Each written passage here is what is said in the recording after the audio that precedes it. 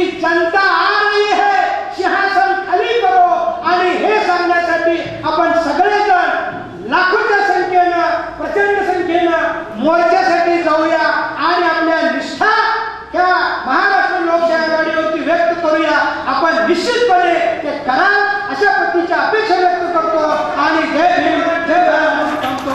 आणि ज्या पद्धतीनं पंचायत समिती, ग्रामपंचायत, जिल्हा परिषद निवडणुका चालतात आणि गाव पातळीवरती मोहरी टिपून ही काँग्रेसची मंडळी तुम्हाला लाचार बनवतात आणि निवडणुकीच्या काळामध्ये कुठं गाडी दे, कुठं लाडूच दाखव, कुठं कोंबडीच्या तांगड्याने बिर्याणी कुठेतरी चिमूट वाढण्यासाठी आपण आपलं स्वतः आणि भारतात 73% लोक गरीब आहेत.